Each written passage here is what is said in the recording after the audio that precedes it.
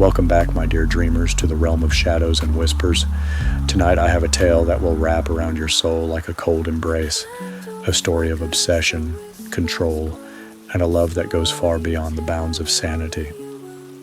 Have you ever wondered what it would feel like to be watched, to feel the hairs on the back of your neck rise knowing someone's eyes are always on you? Tonight's story will take you into the mind of a man consumed by his desires, a man who believes his obsession is love. This is the tale of Dakota and Anthony, a dance of devotion turned deadly. So, lock your doors, draw your curtains, and settle in, because tonight's dream is one you may never wake from. Welcome to The Perfect Match, a story of love, manipulation, and the lengths one man will go to keep what he believes is his forever. Sweet dreams, my little dreamers. Dakota, or Dee as her friends called her, sat cross-legged on her couch, scrolling aimlessly through her favorite hiking group's Facebook page.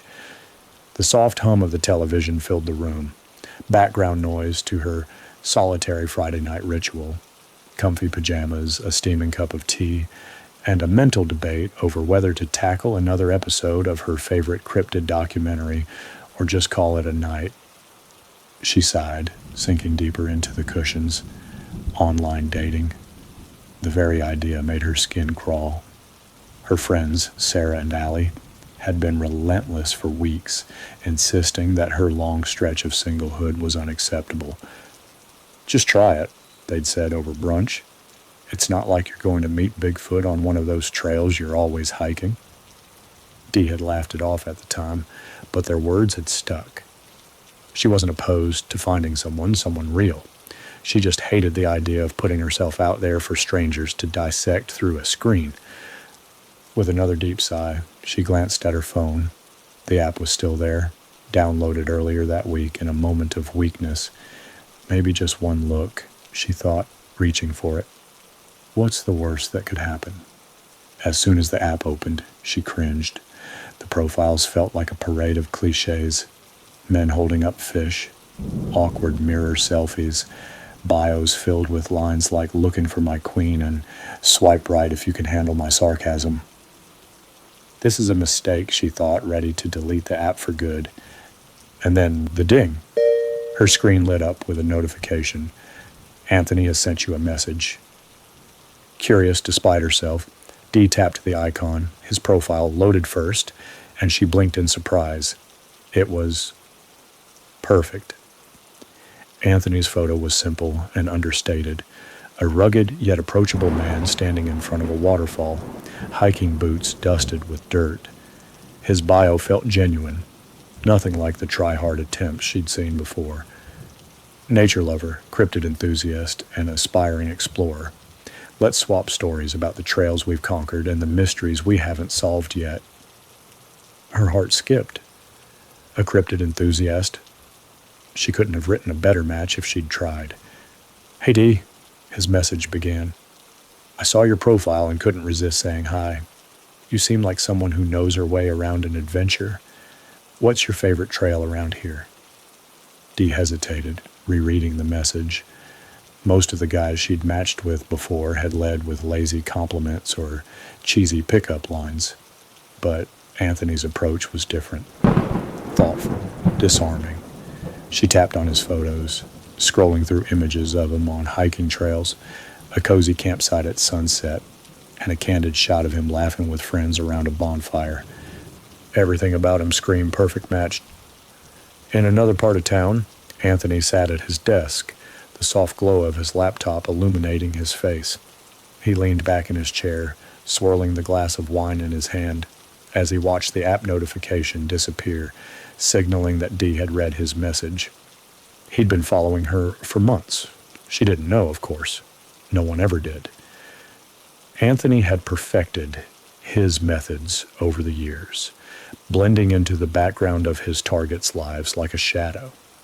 He studied them, what they loved, what they feared, what they were searching for, but couldn't seem to find. Dakota had been the easiest by far. Her love for cryptids, the outdoors, and her reserved nature had made her an open book. Her Facebook posts were a goldmine of information, favorite trails, favorite coffee shops, even the exact type of gear she used on her hikes. He had tailored his profile meticulously, crafting it to reflect everything she wanted in a partner. And now she'd taken the bait. Anthony smiled, setting the glass down. The message had been perfect, just enough intrigue to hook her, just enough restraint to make her want to know more. He leaned forward, typing his next message, the thrill of the game already coursing through him. "I've got a few favorites too," he wrote. "Maybe we could compare notes sometime, if you're up for it." He hit send and leaned back, his eyes dark with anticipation. This was the part he loved the most. The slow, careful unraveling of their lives, the moment when his presence began to slip into their world, without them even noticing. Dee stared at the screen, her finger hovering over the keyboard. Her heart raced with a mix of curiosity and hesitation. Maybe her friends had been right. Maybe online dating wasn't so bad after all. Smiling to herself, she started typing back. Dee couldn't help but smile as her fingers flew across the keyboard, typing out her reply to Anthony. "I'd love to compare notes sometime. My favorite trail has to be Raven's Climb. Tough hike. But the view at the top is unbeatable. What about you?" She hit send and leaned back, pulling her legs onto the couch. The nerves she'd felt earlier melted away, replaced by a small spark of excitement. For the first time in ages, online dating didn't feel like a chore. Maybe this could work. Anthony's reply came almost instantly. "Raven's Climb is great. I did it last fall during the peak leaf change. Nothing beats that view. Ever seen the rumors about Bigfoot sightings around there? Makes me wonder what's hiding in those woods." Dee's grin widened.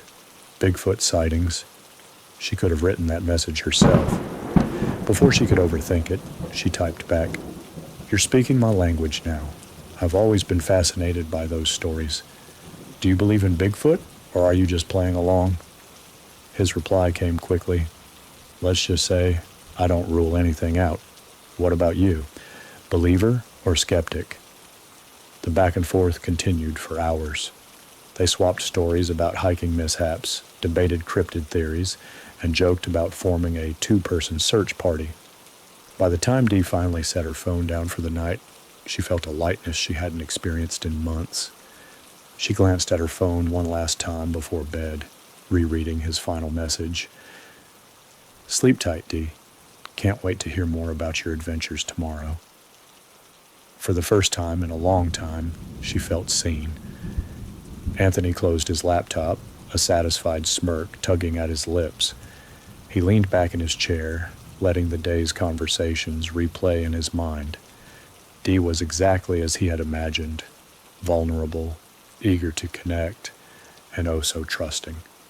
He opened a folder on his desktop labeled Dee. Inside were screenshots of her Facebook posts, saved photos of her favorite hiking spots, and even a blurry video she'd posted from her last camping trip. He had studied her life like an artist preparing his masterpiece. Every word he'd said tonight had been calculated, tailored to fit the woman she thought she was. He knew how to mirror her interests without overdoing it, how to tease her curiosity without revealing too much. It was a delicate dance, and Anthony had perfected it. As he scrolled through her profile one more time, something new caught his eye. A recent post she'd shared about an upcoming hiking event at Shadows Ridge, a trail he hadn't seen her mention before. He smiled to himself. "Perfect," he murmured, filing the information away for later. The next morning, Dee woke to the now familiar ding of her phone. She grabbed it groggily, her heart skipping a beat when she saw Anthony's name. "Good morning. Got me thinking about those Bigfoot rumors last night. How about we grab coffee sometime this week and compare our research in person?" Dee stared at the screen, her stomach doing a little flip. She'd known this moment was coming, but hadn't expected it so soon. Her first instinct was to say yes. He seemed safe, normal even. But a small voice in the back of her mind whispered caution. She didn't know him, not really. Still, the idea of sitting across from someone who shared her love for adventure was too tempting to ignore. "Sure," she typed back. "There's a little cafe downtown I love. How about Wednesday at 5?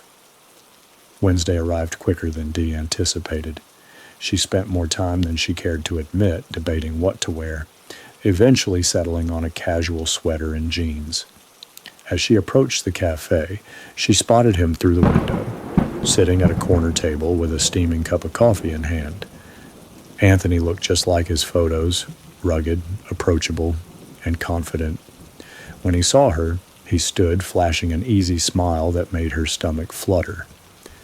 "Dee," he said warmly as she approached, "it's great to finally meet you."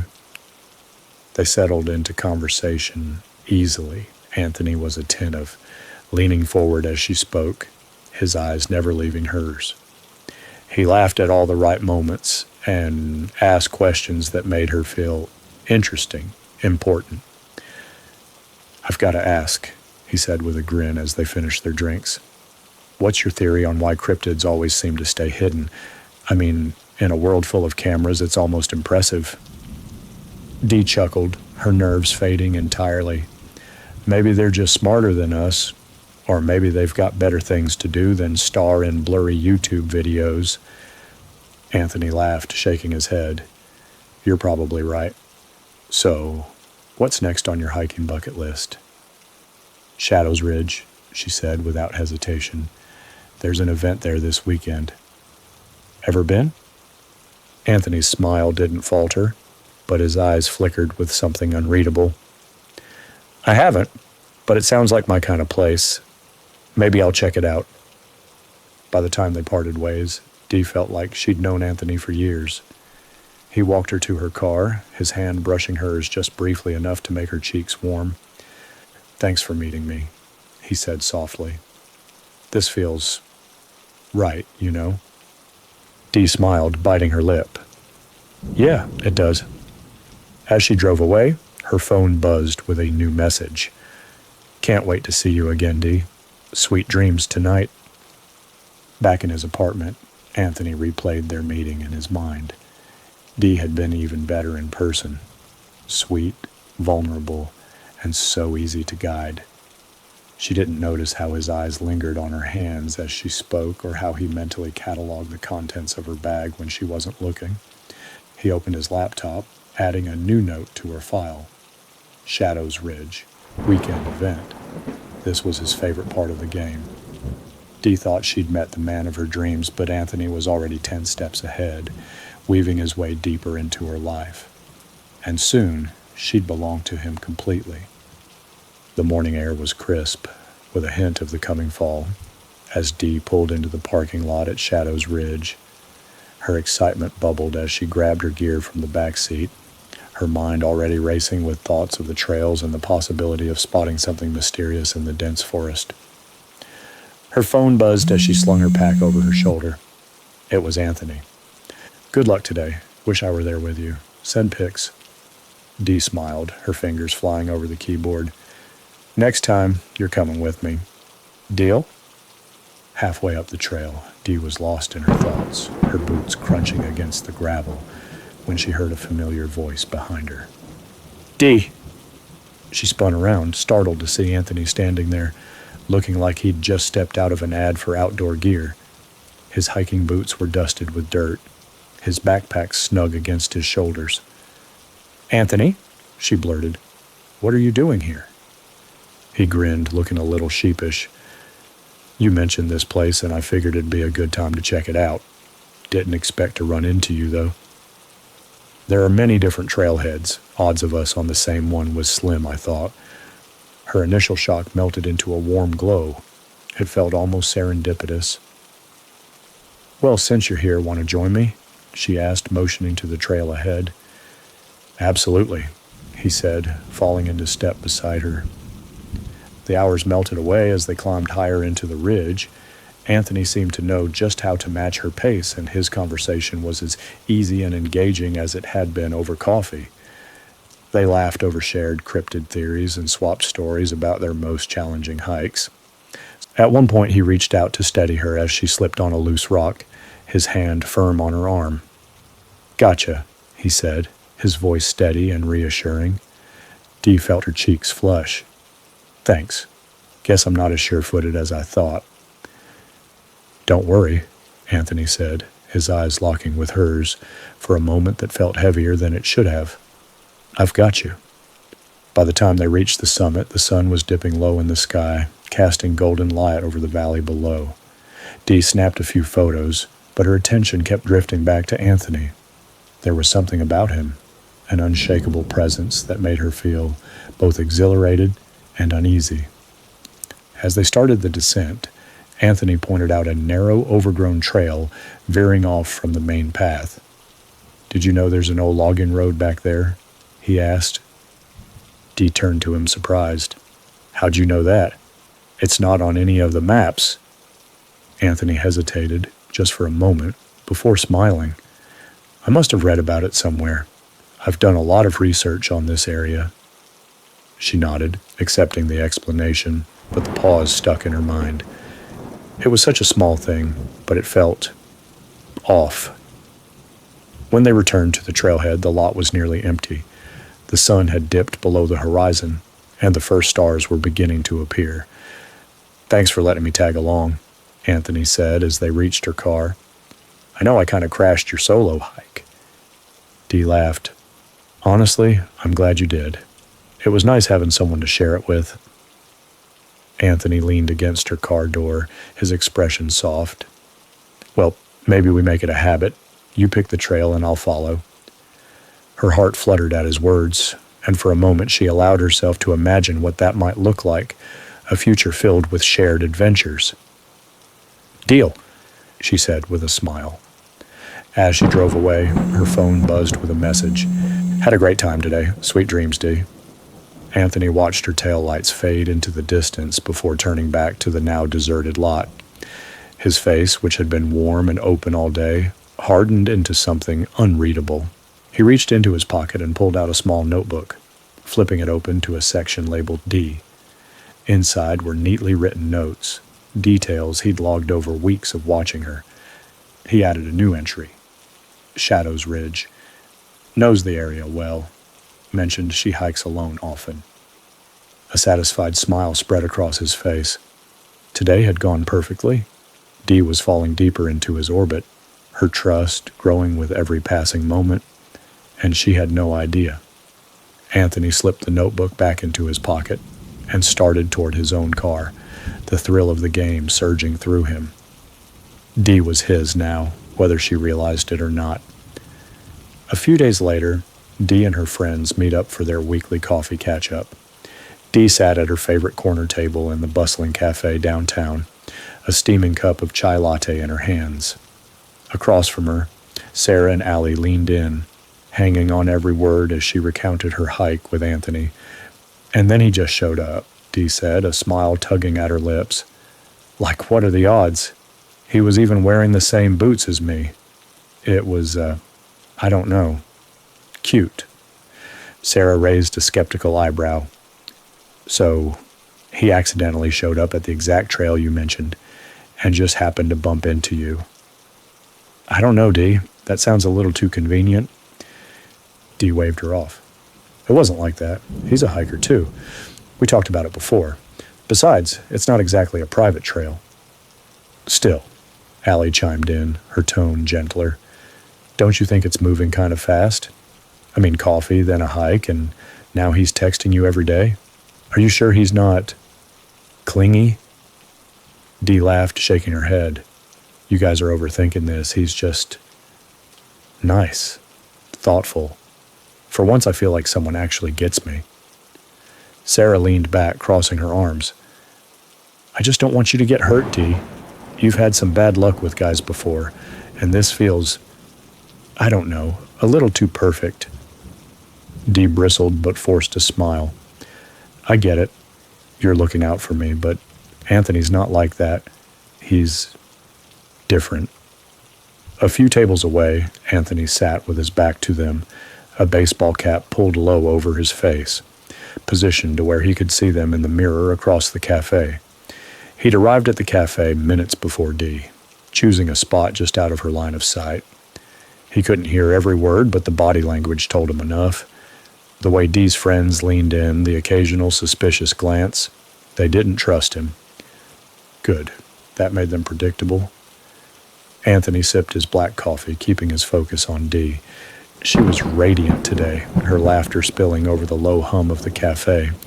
She had no idea he was there, watching, calculating his next move.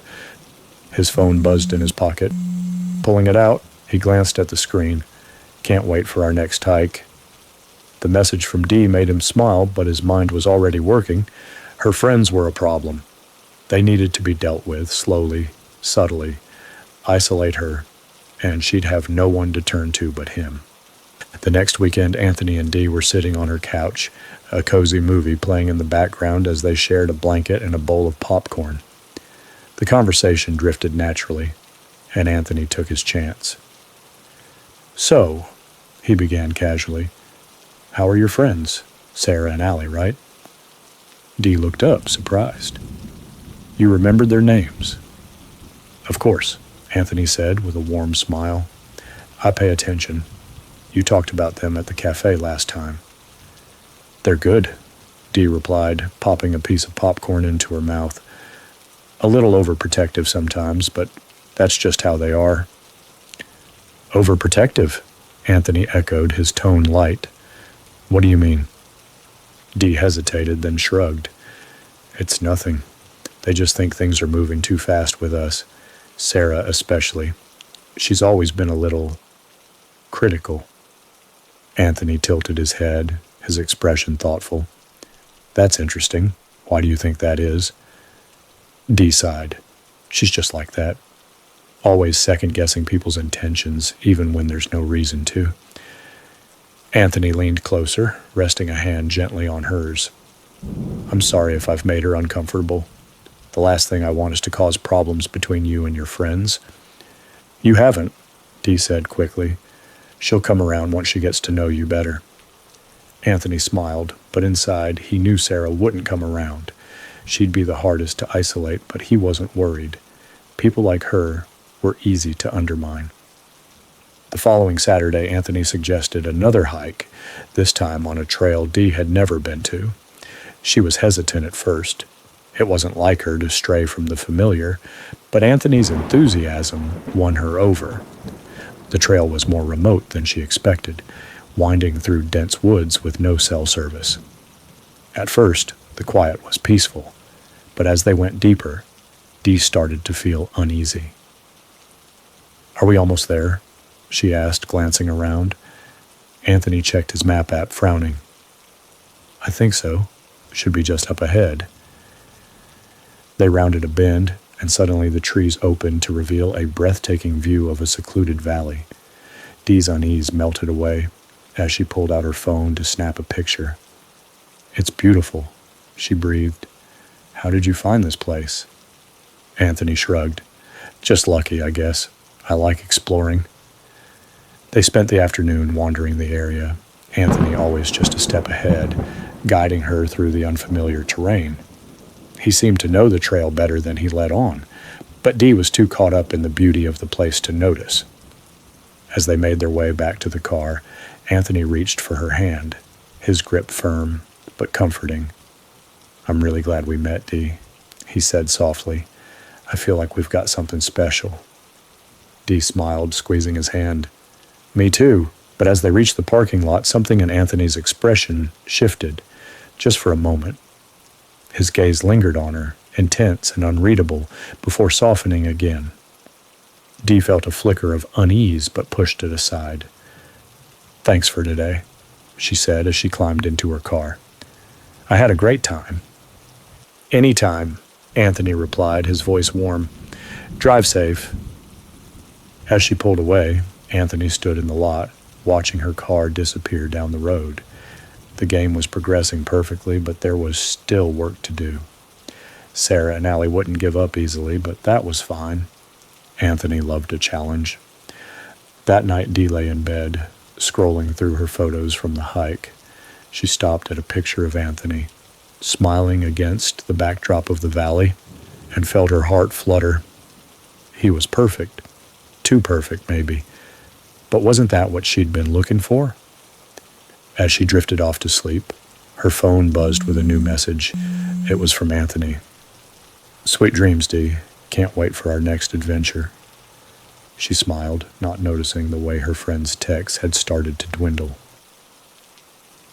Dee woke early the next morning, sunlight spilling through her blinds, cutting across her face in soft golden bands.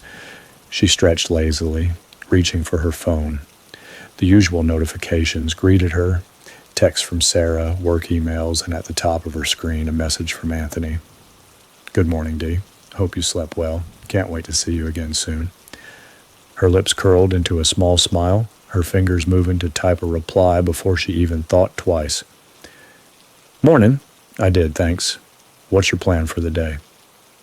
She paused for a moment, staring at her response. Her friends had teased her before about how quickly she responded to Anthony's messages. "You're like a lovesick teenager," Sarah had joked, laughing. But Dee didn't care. For the first time in what felt like forever, she had someone who seemed genuinely invested in her life, someone who understood her. Still, Sarah's voice lingered in the back of her mind. Later that afternoon, Dee met Sarah and Allie at their usual spot. The small cafe was bustling with chatter and the clink of ceramic mugs, a cozy warmth that made Dee feel at home. "So," Sarah began, leaning forward, her eyes narrowing playfully, "how's Loverboy?" Dee rolled her eyes but couldn't hide her grin. "He's great. We went hiking again yesterday. Found this beautiful spot overlooking a valley. It was perfect." Allie chimed in, her voice soft but curious. "That's great, Dee. But don't you think it's a little fast? I mean, 2 hikes in 1 week. That's a lot of time to spend with someone you just met." Dee felt a flicker of annoyance. "We're just spending time together. Is that so bad?" "It's not bad," Sarah said, her tone serious now. "It's just something about him seems too good to be true, and don't act like you haven't thought the same thing." Dee hesitated, her fingers curling around her coffee cup. She wanted to defend Anthony, to push back against Sarah's skepticism, but the truth was, she had thought about it. His timing, his knowledge of her favorite things, the way he always seemed to know exactly what to say. It was almost too perfect. "He's a good guy," Dee said finally, though the words felt hollow, even as she said them. "He's kind, thoughtful, and always around," Sarah interjected. "You're telling me he just happened to show up at Shadow's Ridge?" "Come on, Dee. That doesn't freak you out a little?" Dee's grip on her cup tightened. "I don't need you to like him, Sarah. I just need you to trust me." Sarah leaned back, her expression unreadable. "I do trust you. I just don't trust him." Across town, Anthony sat in his car, parked just out of view of Dee's apartment. His hands rested on the steering wheel, his eyes fixed on the building's entrance. He'd already been here for nearly an hour, watching, waiting. His phone buzzed, a message from Dee. "Just finished up with the girls. Heading home now." A slow smile spread across his face. Perfect. She was predictable, her routine easy to map out. He tapped out a reply. "Can't wait to see you again. Let me know when you're free this week." Anthony's gaze drifted to the notebook on the passenger seat, open to a page filled with meticulous notes about Dee's habits, her favorite spots, her usual schedule, even the routes she took to work. This wasn't just about being prepared, this was about control, and so far everything was falling into place. That evening, Dee's phone buzzed again. It was Anthony. "How about dinner tomorrow? My treat. I know this great spot by the river." Dee hesitated. After her conversation with Sarah, a small voice in her mind whispered caution, but she pushed it aside. Anthony had done nothing but treat her well. There was no reason to overthink things. "Sounds great. What time?" The next evening, Anthony picked her up right on time. He was as charming as ever, his warm smile putting her at ease. The restaurant he chose was cozy and intimate, tucked away along the riverbank, its patio strung with soft fairy lights. As they ate, Anthony kept the conversation light. asking about her day and sharing stories from his own hikes. Dee found herself relaxing, laughing at his jokes, and forgetting the unease Sarah had planted in her mind. But as the night wore on, something shifted. Anthony's questions became more personal, his gaze more intense. "So," he said, his tone casual but probing, "how close are you with Sarah and Allie? Do you see them a lot?" Dee blinked, surprised by the question. "Yeah, we're close. Why?" Anthony shrugged, a small smile playing on his lips. "Just curious. You've mentioned them a lot. They must be important to you." "They are," Dee said firmly, though the conversation left her feeling slightly unsettled. On the drive home, they passed a small park Dee used to visit often. She glanced out the window, a wave of nostalgia washing over her. "I used to come here all the time," she said, more to herself than to Anthony. "It's a nice spot," Anthony said. "The bench near the fountain is the best place to sit, especially at sunset." Dee turned to him sharply. "How do you know that?" Anthony froze just for a moment before letting out a soft laugh. "Lucky guess. I've been to a lot of parks like this. They all kind of look the same." Dee nodded slowly, but the unease was back, stronger this time. She forced a smile as Anthony pulled up to her building, thanking him for the night. But as she stepped inside, her mind raced. How did he know about the bench? Alone in her apartment, Dee replayed the evening in her mind, the small details that hadn't felt right. Anthony was perfect. So why did she feel like something was wrong? She shook her head, brushing the thought aside. Maybe Sarah's paranoia was rubbing off on her. Or maybe... Her phone buzzed. It was Anthony. "Had a great time tonight, Dee. Sweet dreams." Dee stared at the message, her unease lingering like a shadow. The next few days passed in a blur, but Anthony never strayed far from Dee's thoughts or her phone. Each morning she woke to his usual text, a cheerful, "Good morning, Dee," and each night he signed off with his now familiar, "Sweet dreams." At first, the routine comforted her, but as the days wore on, something about Anthony's constant presence began to feel heavier. She brushed it off. He was attentive, not controlling, caring, not obsessive. Wasn't that what she wanted? By Friday, Dee found herself back at the cafe with Sarah, the two of them nursing steaming cups of tea as the rain drizzled against the window. Sarah wasted no time getting to the point. "So, how's Anthony?" she asked, her tone casual but her eyes sharp. Dee shrugged. "He's great. We've been texting a lot and we went to dinner the other night. It was nice." "Nice?" Sarah pressed. "Or too nice?" Dee frowned. "What's that supposed to mean?" "It means he's everywhere, Dee. Coffee, hikes, dinner. Doesn't that feel a little... much? Like, how does he have this much free time to spend with you?" Dee opened her mouth to respond, but faltered. She hadn't thought about that. Anthony never mentioned work or a schedule that didn't involve her. It hadn't seemed important. Until now. Sarah leaned in, lowering her voice. "I'm not saying he's a bad guy, but maybe just be careful, okay? Something about him feels off." Dee forced a smile, though her stomach churned. "I'll be fine, Sarah. You don't have to worry." But as she left the cafe, Sarah's words echoed in her mind. Anthony sat at his desk, scrolling through Dee's Instagram with practiced precision. He noted her recent likes and comments, cataloging them alongside his growing file of screenshots and notes. The cafe photo she'd shared earlier that day caught his eye. Sarah was in it, her face partially obscured by her cup, but Anthony recognized her instantly. She was the problem, the voice in Dee's ear planting seeds of doubt. He couldn't have that.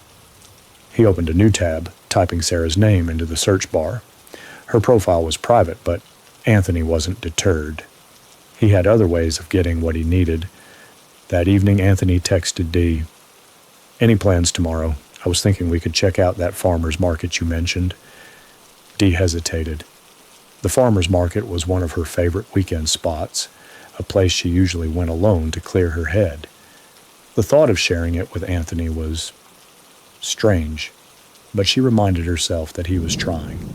He wanted to know her world, to be part of it.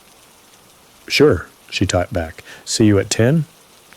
The market was alive with color and sound, vendors calling out their wares as crowds bustled through narrow aisles. Dee and Anthony wandered from stall to stall, Anthony's easy charm drawing smiles from everyone they passed. "This place is incredible," he said, picking up a jar of honey from a display. "No wonder you love it." Dee smiled, her unease melting as they sampled jams and admired handmade crafts.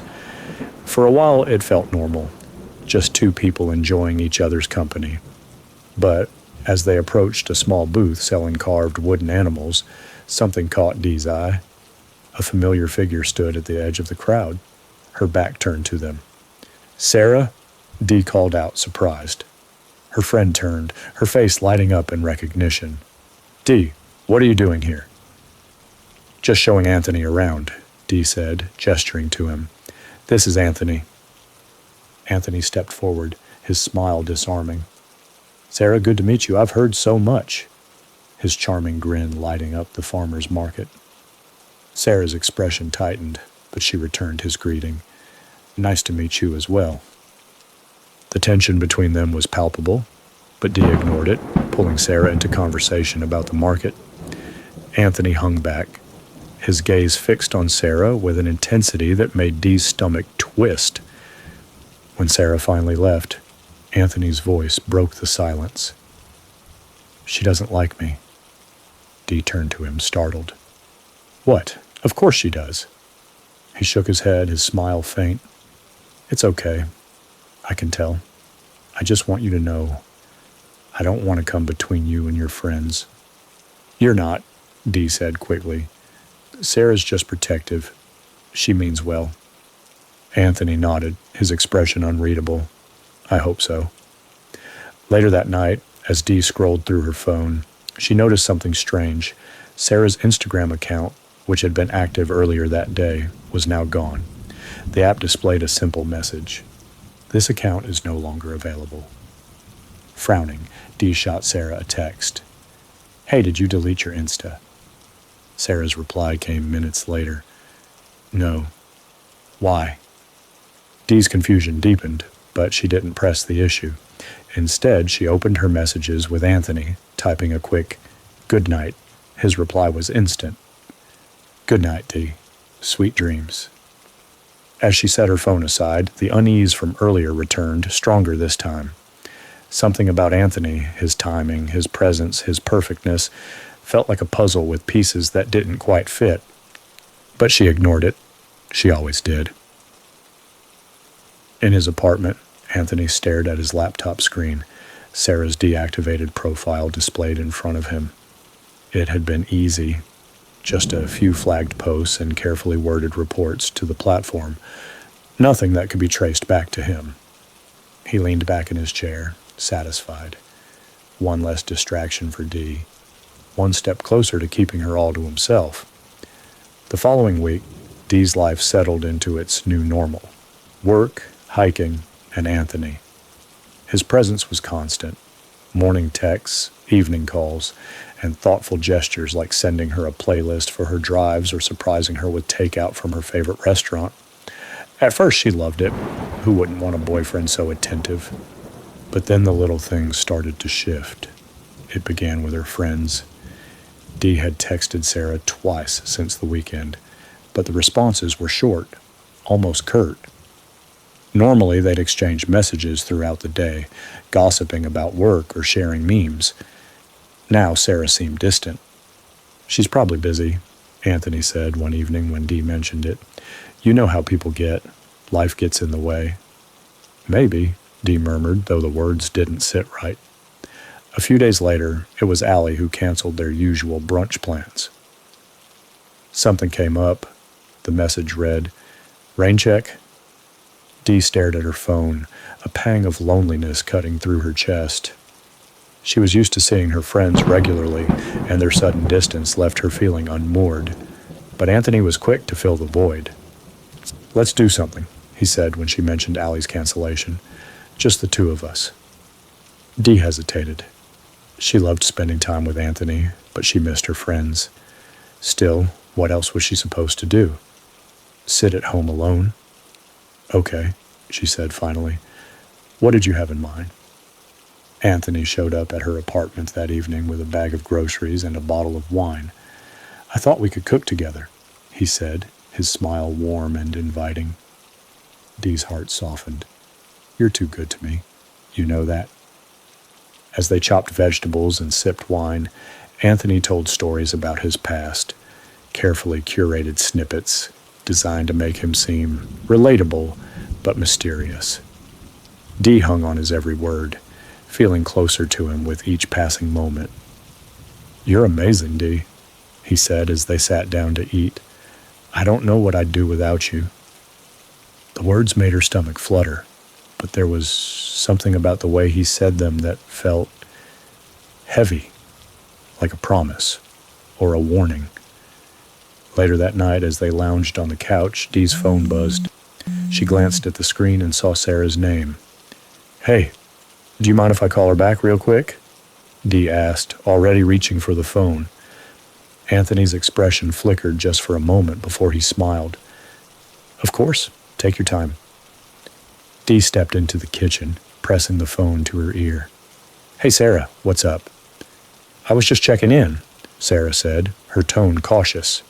"You've been quiet lately." Dee frowned. "Me? You're the one who's been distant." There was a pause. "Dee, I've been texting you. You haven't replied." "What? That's not true." Dee pulled the phone away from her ear, scrolling through her messages. Sure enough, there were unread texts from Sarah. Several, in fact. Her heart raced. "I didn't see these. I don't know why." "Are you sure?" Sarah's voice was sharp now. "You're not... I don't know. Being distracted?" Dee's gaze flicked to the living room, where Anthony sat scrolling through his phone.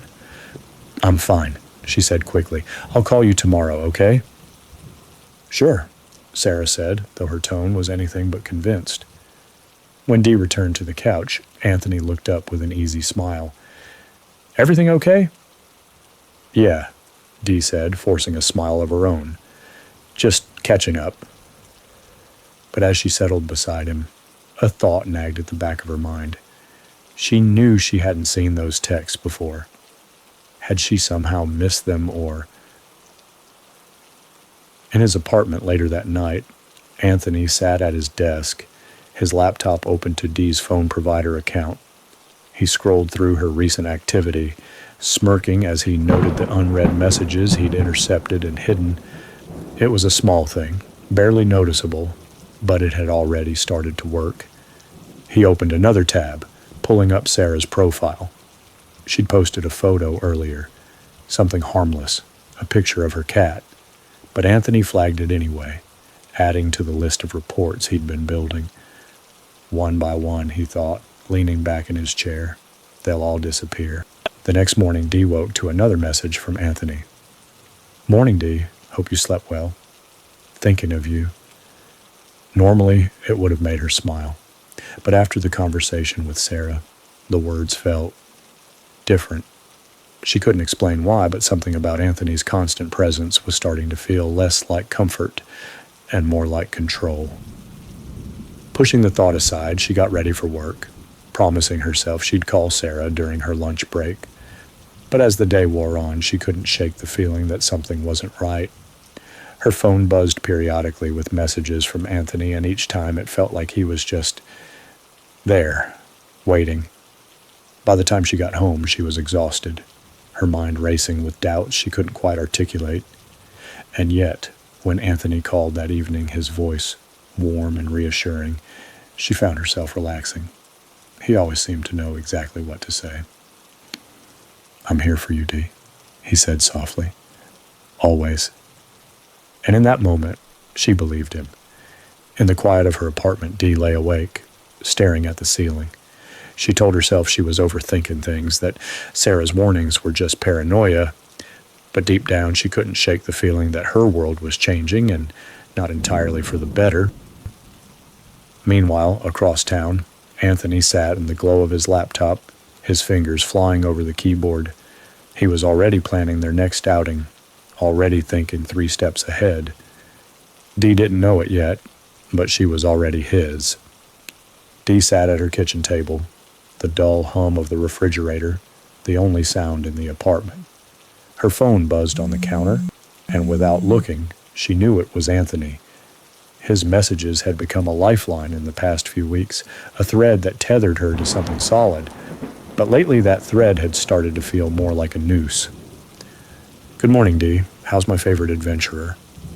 She ignored it, for the first time since they'd started talking. The silence that followed felt oppressive, like Anthony could sense her hesitation. The unease followed her all day, growing heavier with each passing hour. By the time night fell, she couldn't sit still. She grabbed her keys and decided to go for a drive, a habit she'd picked up when she needed to clear her head. The roads were quiet, the trees along the highway casting long shadows under the glow of her headlights. She turned down a familiar back road, the one that led to the old bridge from her childhood. It was a place she hadn't visited in years, but tonight it felt like the only place she could breathe. As she pulled up, the car's beams illuminated the weathered planks of the bridge, the river beneath it glinting faintly in the moonlight. She parked and stepped out, the cool night air brushing against her skin. For the first time in weeks, she felt alone. Truly alone, or so she thought. The snap of a branch echoed from the trees behind her. Dee froze, her breath catching in her throat. Her eyes darted to the dark line of the forest, but she saw nothing. "It's just an animal," she whispered to herself, forcing a laugh. "Get a grip." She turned back toward the bridge, her footsteps slow and deliberate on the wooden planks.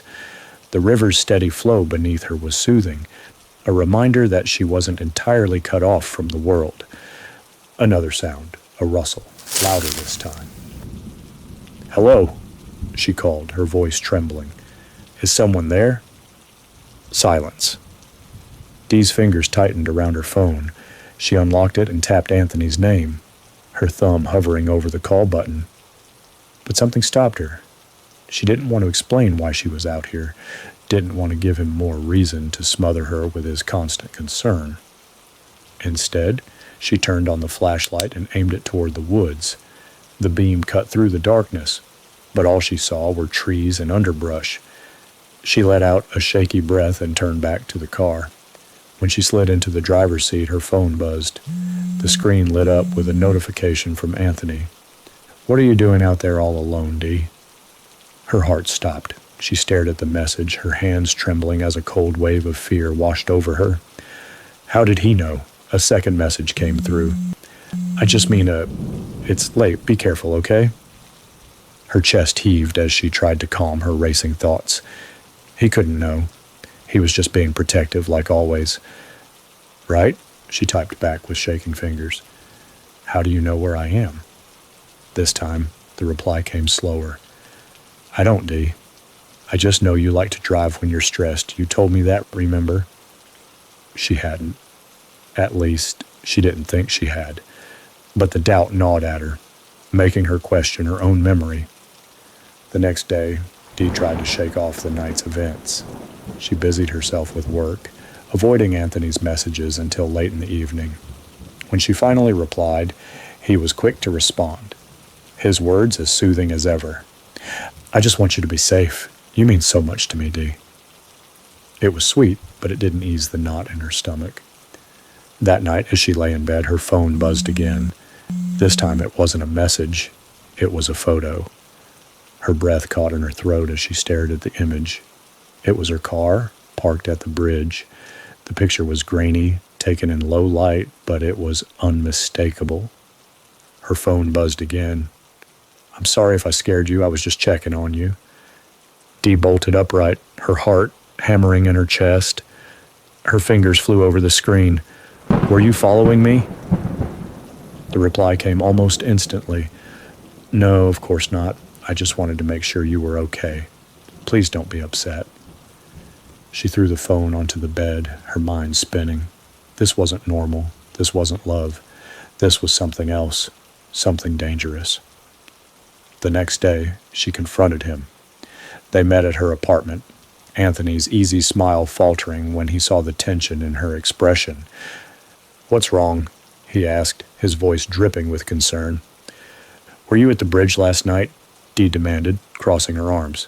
"I need you to be honest with me." Anthony's brow furrowed, his face a perfect mask of confusion. "Dee, what are you talking about?" "The photo," she said, her voice trembling. "You sent me a picture of my car. How else would you have it?" His eyes widened in mock realization. "Oh, that. Dee, I didn't take that. I found it online. I thought it was funny, like a coincidence. I didn't mean to upset you." Her stomach churned. The explanation felt rehearsed, but she couldn't prove he was lying. "I don't know, Anthony," she said, shaking her head. It's all starting to feel like too much." His face softened, his voice dropping to a gentle whisper. "Dee, I care about you. I'd never do anything to hurt you. Please don't let this ruin what we have." Her resolve wavered. He was so convincing, so sincere. But deep down, the fear remained. That night, as Dee lay in bed, her phone buzzed again. This time, it wasn't Anthony. It was Sarah. "We need to talk. I think he's been watching me too." Dee's blood ran cold as she stared at the message, her mind spinning. The walls around her life were closing in, and for the first time, she wasn't sure she could trust the man she thought she knew.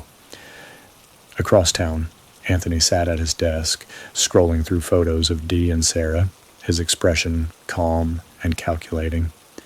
The game was shifting, but he wasn't worried. After all, he was always 10 steps ahead. Dee paced her apartment, phone clutched tightly in her hand as Sarah's text glared up at her. "We need to talk. I think he's been watching me too." Her mind raced, 1,000 questions tangling together. Anthony had always been attentive, maybe too attentive, but had he gone beyond her? Was Sarah right? And if so, how far did this go? She dialed Sarah's number, her heart pounding. The call connected on the second ring. "Dee," Sarah's voice was hushed but firm. "I didn't want to text you all this. I thought it was safer to call." "Safer?" Dee whispered, glancing at her locked door, as if Anthony might somehow already be on the other side. "What's going on, Sarah?" There was a pause before Sarah spoke. "I think Anthony's been digging into my life. My social media account, remember how it disappeared? I didn't deactivate it. I couldn't even log in. It was just gone." Dee swallowed hard. "You think he had something to do with that?" "I don't know," Sarah admitted. "But there's more. My phone's been acting weird. Messages aren't coming through, and my location services were turned on when I know I disabled them. Dee, I think he's watching both of us." In his apartment, Anthony sat at his desk, meticulously organizing his notes.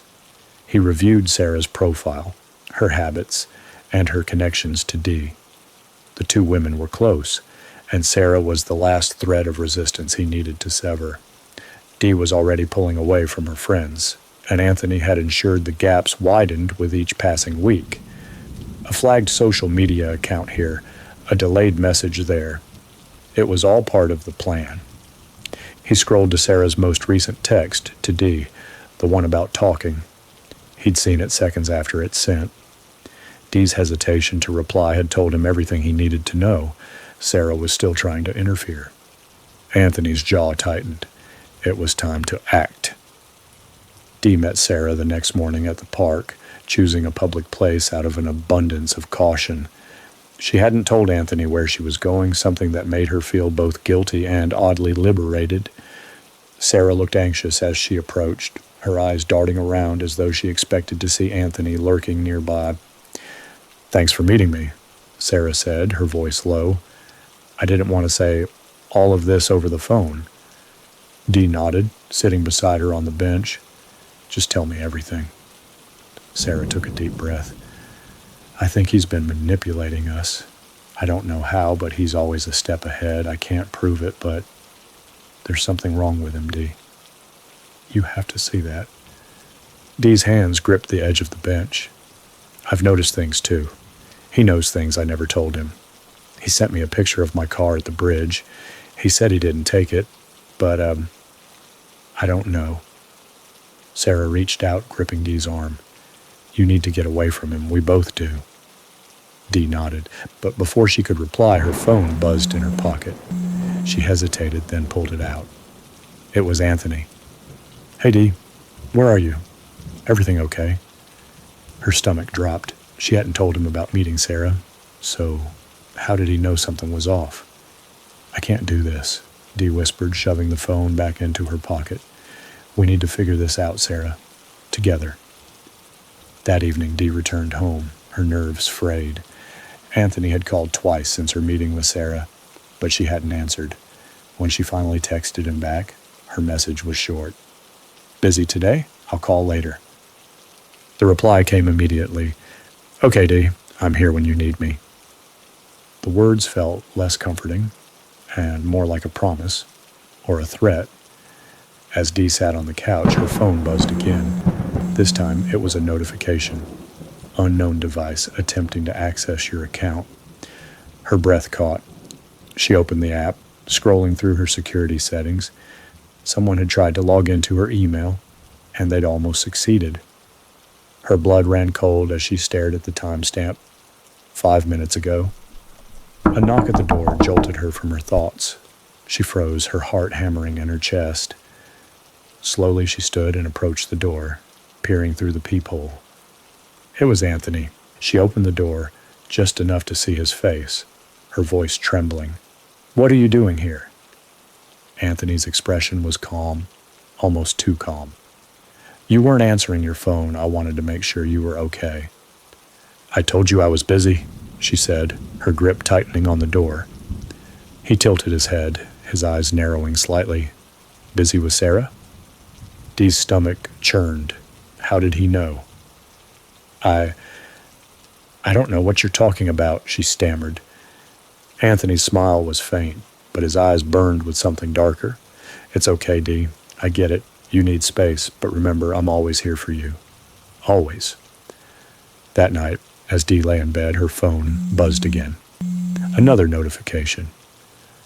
Unknown device attempting to access your account. Dee stared at the screen, dread clawing at her chest. She knew it was Anthony. It had to be. Across town, Anthony sat in the dark, the glow of his computer screen illuminating his face. The next phase of his plan was already in motion, and he was ready to finish what he'd started. Dee was slipping, but Anthony wasn't worried. After all, no one left him. Not ever. Dee didn't sleep that night. The notifications, the way Anthony had shown up uninvited, the mounting sense of dread, it all churned in her stomach like a storm she couldn't escape. She lay awake, clutching her phone, her mind racing with possibilities. Every noise outside made her flinch. Every shadow seemed to move. By dawn, she knew one thing for sure.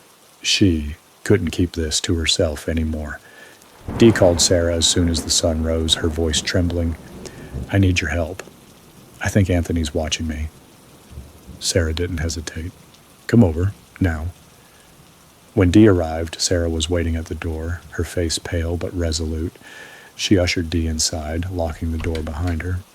We need to figure out exactly how much he knows, Sarah said, pacing the living room. If he's hacked your accounts or tracking you somehow, we need to shut it down. Dee nodded, sitting on the couch and handing Sarah her phone. I don't even know where to start. Sarah set to work, combing through Dee's settings and apps. First, we'll check for anything suspicious. Apps you don't recognize, permissions you didn't approve. As Sarah worked, Dee's phone buzzed. She flinched, staring at the screen. It was Anthony. Good morning, Dee. Did you sleep okay? Her chest tightened. The casual tone felt suffocating, like he was pretending everything was fine when she knew it wasn't. Don't answer, Sarah said, her voice firm. We need to stay one step ahead.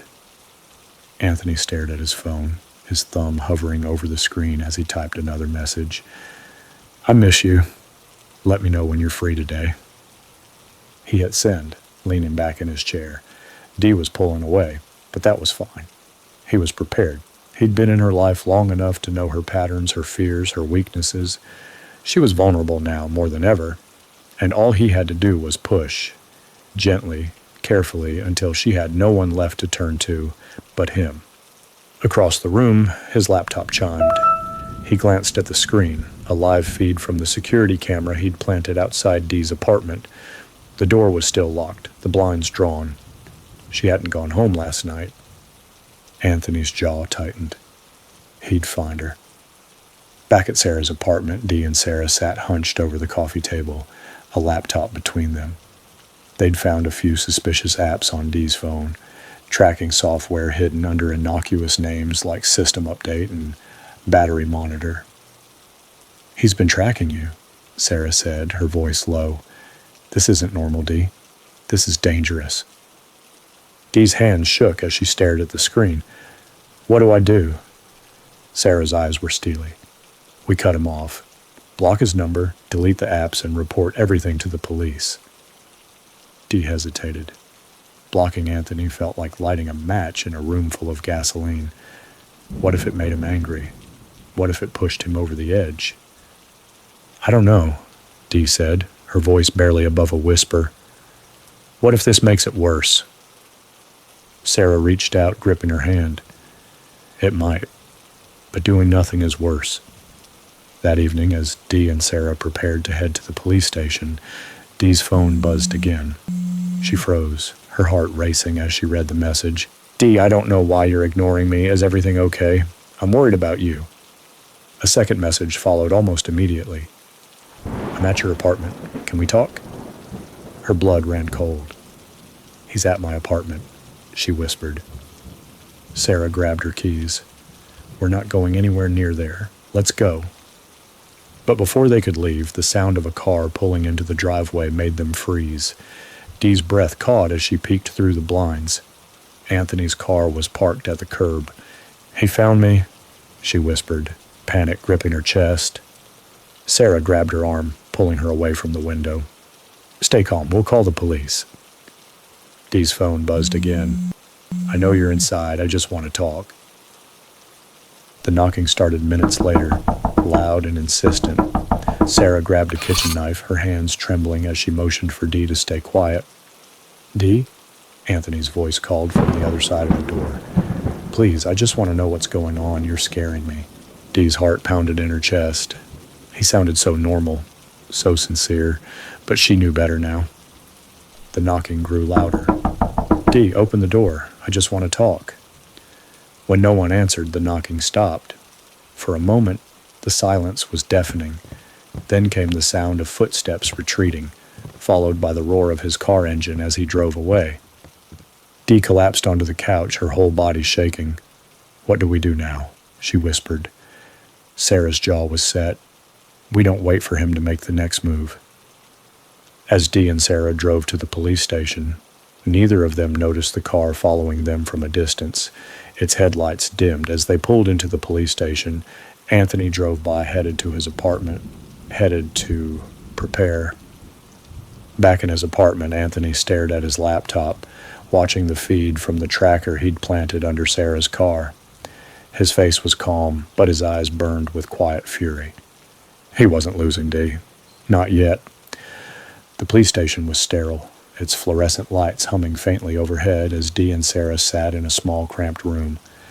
The officer across from them scribbled notes as Dee recounted everything. The messages, the picture at the bridge, the tracking apps. Her voice wavered, fear threading through every word. Sarah leaned forward, her anger barely contained. This isn't just stalking. He's been inside her accounts, her life. You need to do something. The officer nodded, his expression serious. We can file a report, but unless he's made a direct threat or violated a restraining order, there's only so much we can do. Dee's stomach dropped. So, what do I do now? Just wait for him to come after me. Stay vigilant, the officer said. Change your locks, update your passwords, and don't go anywhere alone." Sarah stood abruptly, her chair scraping the floor. "You're telling her to just hope he doesn't hurt her? Are you serious?"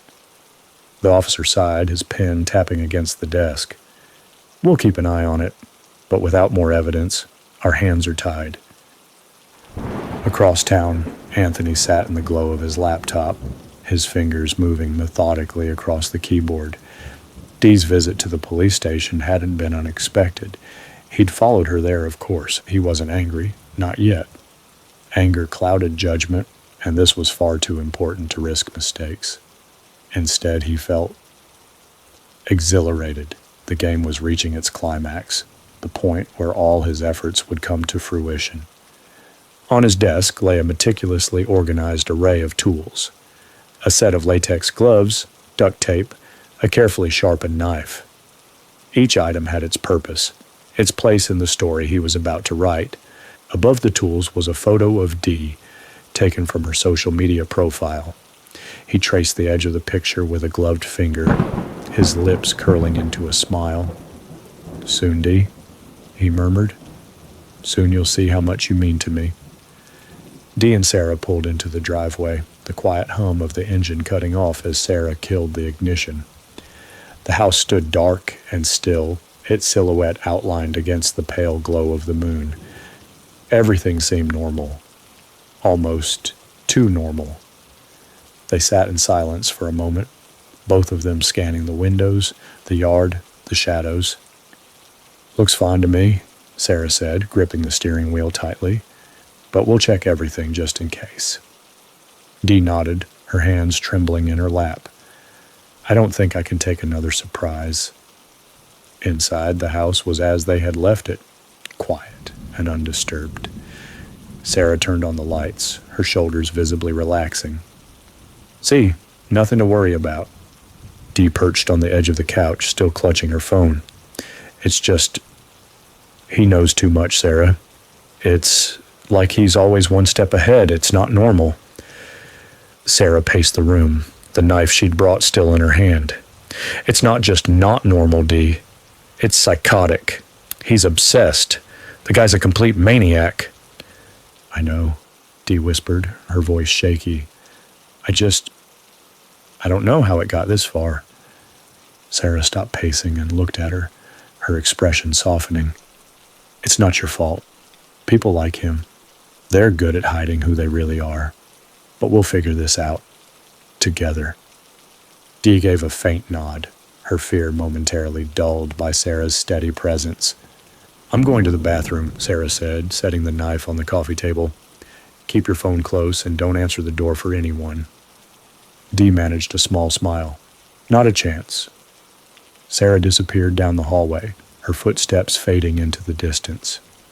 Dee leaned back, letting herself exhale for what felt like the first time all night. But as the minutes ticked by, the silence began to weigh on her. Too quiet, too still. Before Dee could turn, Sarah's voice broke the silence. "Dee?" She spun around, relief flooding her chest as she saw Sarah standing at the end of the hallway. "Thank God," Dee breathed. "Did you see anything?" But something wasn't right. Sarah's expression was blank, her movements stiff as she took a step forward. Dee's relief turned to horror as Sarah staggered, her knees buckling. She collapsed onto the floor and Dee screamed as blood pooled beneath her. Standing behind Sarah, a knife in his gloved hand, was Anthony. His face was calm, almost serene, wiping the blade on his sleeve. "You shouldn't have let her get between us, Dee," Anthony said softly, his voice steady, almost tender. "Nothing. No one comes between us." Dee's back hit the wall as she scrambled away from him, her breath coming in shallow gasps. "You're insane," she choked, her eyes wide with terror. "Stay away from me." Anthony tilted his head, his expression one of quiet pity. "You don't understand, do you? Everything I've done, it's all been for you, to protect you." "Protect me?" Dee screamed, tears streaming down her face. "You killed her?" Anthony's smile didn't waver. "She was poison. She filled your head with doubts, tried to pull you away from me. I had to save you, Dee. It's my job to take care of you. He took a step toward her, the knife gleaming in the dim light. I know you're scared, he said gently, but this is how it's meant to be, just you and me, no one else. Dee shook her head violently, her hands searching blindly for anything she could use to defend herself. You don't love me, she spat. You're sick.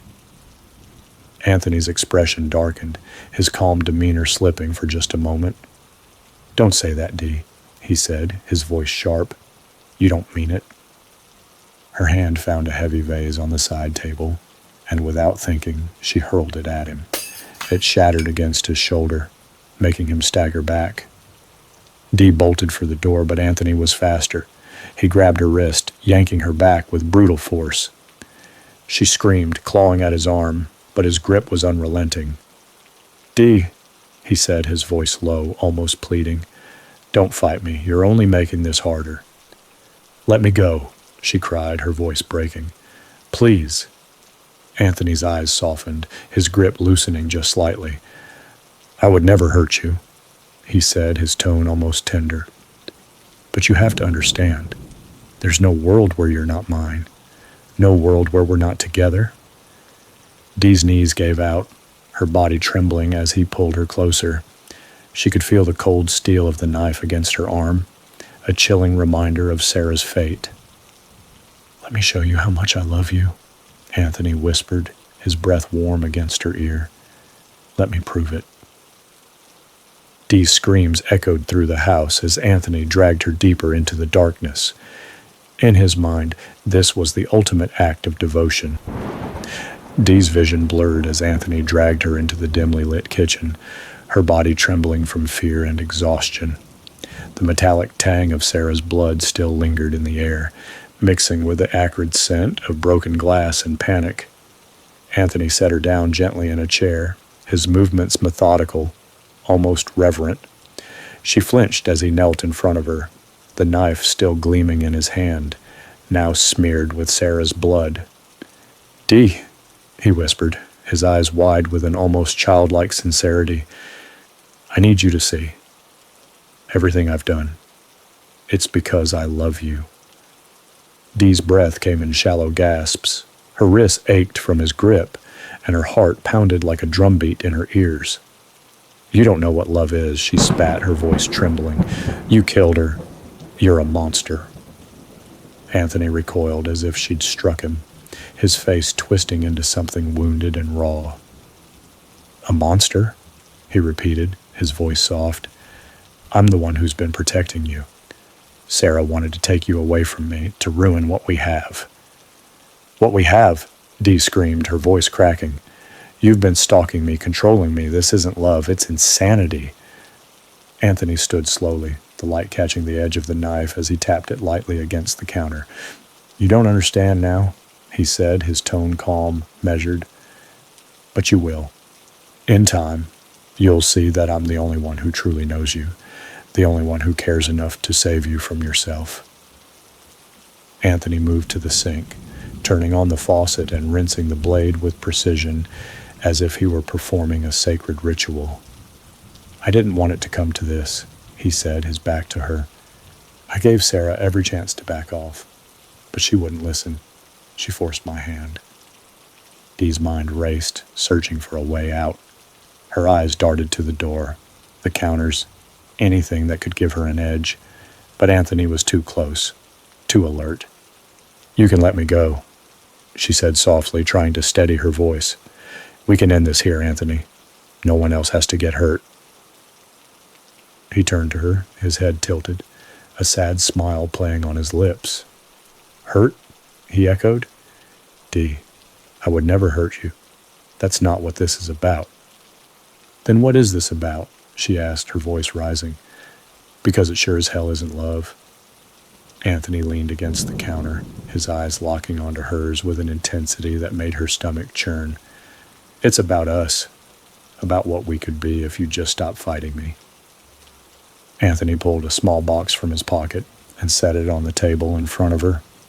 Dee's breath hitched as he opened it, revealing a delicate silver bracelet.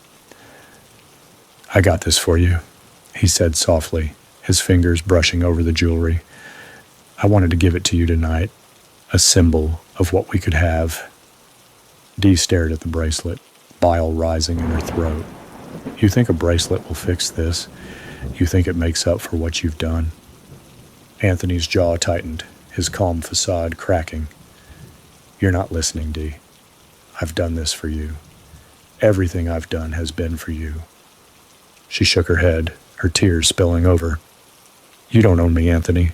You can't force me to love you. His smile returned, colder now. I don't need to force anything. I just need to help you understand.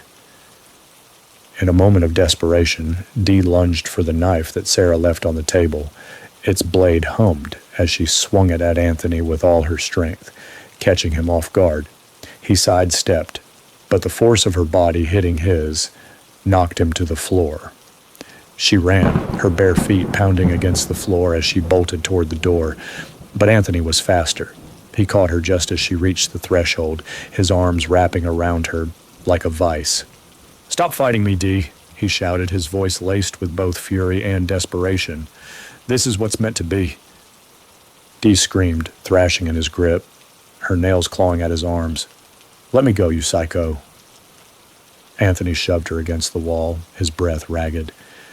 I didn't want to hurt you, he said, his voice shaking, but you're leaving me no choice. Dee's vision swam as Anthony held her in place, his eyes wild and frantic. She could see the cracks in his composure now, the barely contained chaos beneath his calm exterior.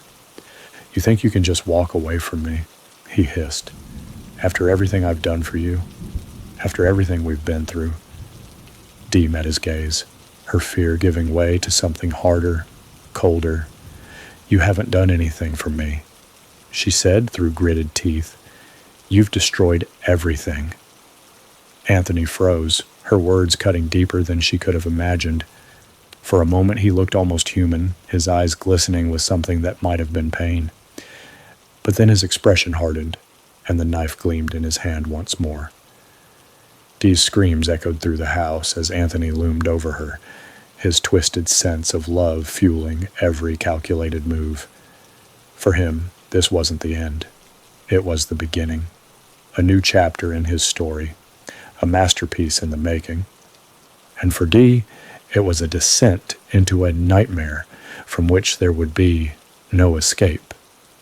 Dee's breathing was shallow, her back pressed against the cold wall of the kitchen. Anthony stood before her, his face a mask of calm, his eyes burning with something twisted and unrelenting. The knife in his hand gleamed under the dim light, a reflection of the fractured love he believed they shared. I didn't want it to come to this, Anthony said softly, kneeling in front of her. His voice was steady, almost tender, as if he were speaking to a frightened child. But you've left me no choice, Dee. You'll see in the end that this is mercy. Her tears spilled freely, her voice trembling as she whispered, Please, Anthony, don't do this. His expression didn't falter. Shh, he murmured, brushing a strand of hair from her face with his free hand. You've always been so beautiful. Even now, like this, you're perfect. Dee flinched at his touch, her body trembling. You don't have to do this. You can stop. I'm not doing this out of anger, he said, his tone almost serene. I'm doing this because I love you, because I can't let anyone else have you. You belong to me, Dee. You always have. Anthony's grip tightened on the knife as he leaned closer, his voice lowering to a whisper. I'll make it quick, he promised. You won't feel a thing. I swear. Dee tried to push him away, her strength waning as terror overtook her. Anthony, please. He silenced her with a gentle kiss on her forehead. This is how it has to be. The blade moved with precision, guided by his steady hand. Dee gasped, her eyes wide as the pain surged through her. Anthony held her close, cradling her body as her breathing slowed, his grip unwavering. I'm here, he whispered, his voice breaking. I'll always be here. Her body went limp in his arms, her final breath escaping in a soft sigh. For a moment, Anthony simply held her, his tears mingling with hers as he rocked her gently. To him, this was love in its purest form, a devotion that transcended life itself. Anthony worked quickly, his movements precise and methodical. He cleaned the knife, wiped down every surface, and wrapped Dee's lifeless body in a quilt.